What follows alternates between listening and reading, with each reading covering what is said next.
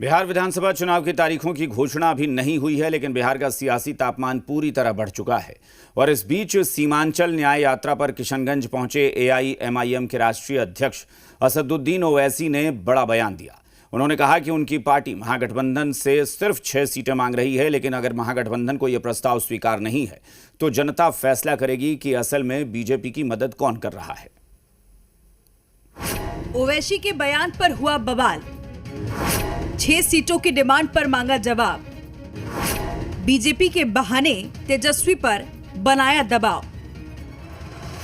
चुनाव से पहले अलग अलग गठबंधन में सीटों को लेकर जारी जंग के बीच सीमांचल दौरे पर पहुंचे एआईएमआईएम के राष्ट्रीय अध्यक्ष असदुद्दीन ओवैसी ने किशनगंज में महागठबंधन पर तीखा हमला किया।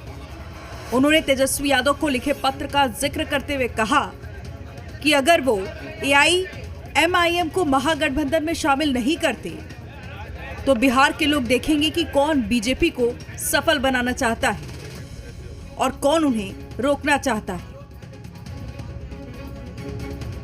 मीडिया के जरिए हमने इस बात को कहा है कि एमआईएम पार्टी अलायंस के लिए तैयार है, और फिर अख्तर अली मान साहब ने अपने आखिरी खत में ये भी कहा है कि हमको अब 6 सीट दे दीजिए। अब ये उनको फैसला करना है, ये नहीं करेंगे तो बिहार की जनता ये देख लेगी कि कौन बीजेपी को कामयाब कराना चाहता है या कौन बीजेपी को रोकना चाहता है।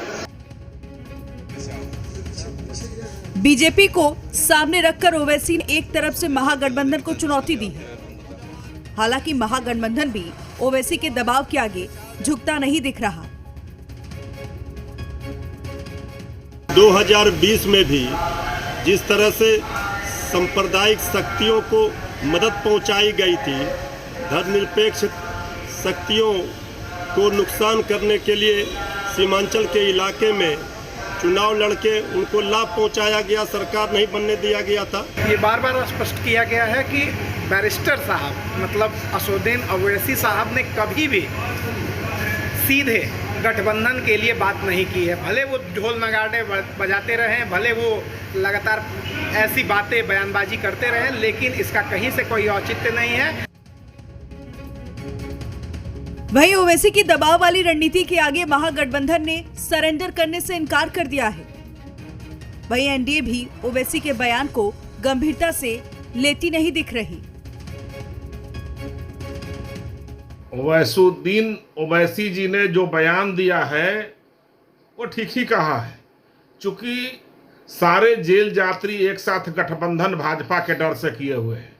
ये सारे चोर, मवाली, अपराधी, घोटालेबाज, भ्रष्टाचारियों का सम्राट, ऐसे ऐसे लोगों का ये गठबंधन है। बिहार में विधानसभा के चुनाव सिर पर है और इस चुनावी मौसम में अलग अलग पार्टियों के अलग अलग नेता बिहार में भ्रमण कर रहे हैं।